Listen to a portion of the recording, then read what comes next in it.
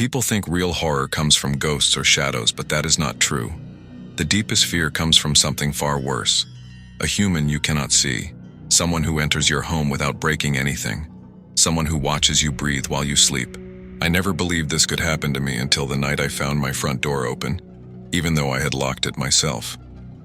That was the moment my life slowly turned into a nightmare that still follows me.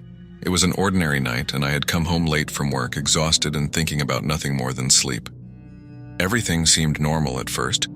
The quiet hum of the street outside and the soft glow from the hallway lights gave a sense of comfort. But the moment I reached the front door, my chest tightened. The lock I always double-checked was slightly ajar, just enough to make me pause. At first I told myself I must have forgotten to lock it in my tired state. But something about the way the door sat felt wrong, like it was waiting for me to notice. My hands shook slightly as I pushed it open and stepped inside, but the living room was empty. Nothing had been moved, nothing stolen, yet the air felt heavy and cold in a way that did not belong. A creeping sensation of being watched settled over me, a silent weight pressing on my shoulders and making the hairs on the back of my neck stand on end. Every small sound, the hum of the refrigerator, the creak of the floorboards seemed amplified, as if someone was moving in rhythm with me just out of sight. My stomach twisted with an unexplainable fear, a knot that refused to loosen. I moved through the house slowly, checking each room, but there was no one there. Yet I could not shake the feeling that I was not alone, that a presence lingered just beyond my vision, silent and patient, waiting for the right moment to reveal itself. I sat in my bedroom for hours, unable to sleep, listening to the faintest noises, imagining shapes moving in the shadows, realizing that something had entered my life that night that would not let me feel safe again.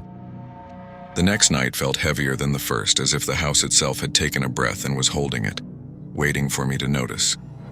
I was lying in bed trying to convince myself it had all been my imagination the night before, when I heard it, a slow, deliberate tapping from upstairs.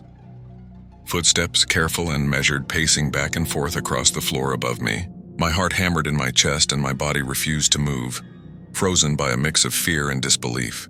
I told myself I was imagining it, that perhaps a loose floorboard or the wind was creating the sound, but deep down I knew it was something else.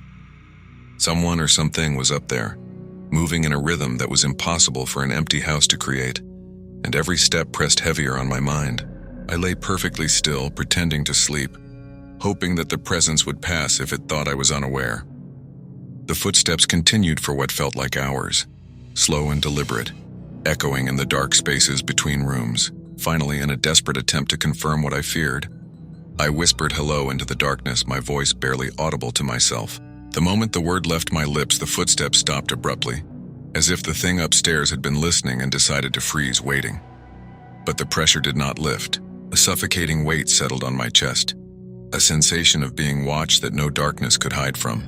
Every shadow in the room seemed to stretch toward me, and every silence felt like it was listening, counting, waiting for me to make a mistake. I could not sleep that night, lying in terror as the presence lingered, patient, invisible, and unbearably close. I picked up my phone to distract myself, hoping the strange feeling from the previous nights was just my imagination. But the screen lit up with messages that should not have been there. They were short, deliberate, and terrifyingly specific. I read them over and over, my hands trembling so badly that I could barely hold the phone. "I'm inside. Yeah, don't move. I can see you." Each message made my blood run cold. I live alone, and none of these numbers were saved in my contacts. Every beep, every vibration felt like a shadow crawling over my skin, as if someone had invaded the most private corners of my life. I sat frozen on my bed, staring at the screen, unable to believe what I was seeing. It felt personal, disturbingly intimate, as if someone knew not only where I was but what I was thinking. The ordinary walls of my bedroom seemed suddenly too small, closing in on me, while the darkness outside my window felt like it was stretching closer. Every small sound, the hum of my refrigerator, the soft creak of the floor, was magnified, as if it was in rhythm with an unseen observer. My heart pounded in my chest as I imagined someone standing just inches away, unseen, waiting, studying my every move. The fear was suffocating, a weight pressing down on me that I could not escape. I could not turn the phone off, and even as I tried to look away, my eyes were drawn back to the screen. The messages kept coming one after another, and I realized that whatever was haunting me was not just in my house, it was inside my life, inside my mind, and it was not going away. That evening I decided to lock myself in my bedroom, desperate to feel some sense of control, some small barrier against the terror that had been following me for nights.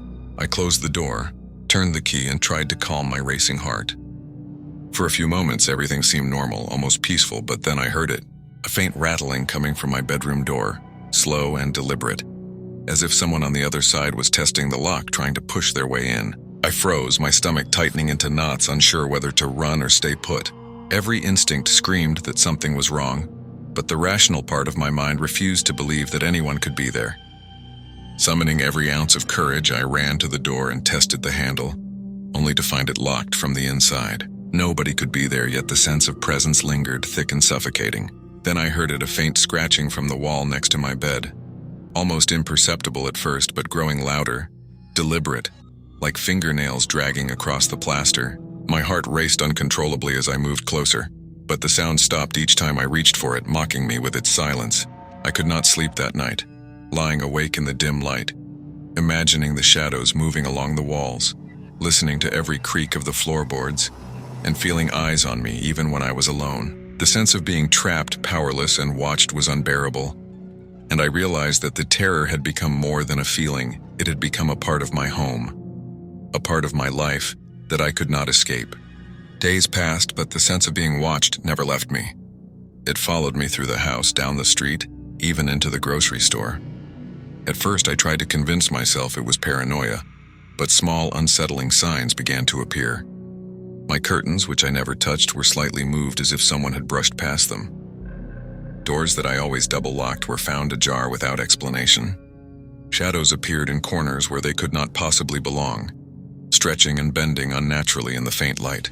Every time I thought I was alone, there was a weight in the air, heavy and oppressive, as if someone was standing just outside the reach of my vision. The normal sounds of my home, the hum of the fridge, the creak of the floor, suddenly felt amplified, each one a signal that the unseen presence was near.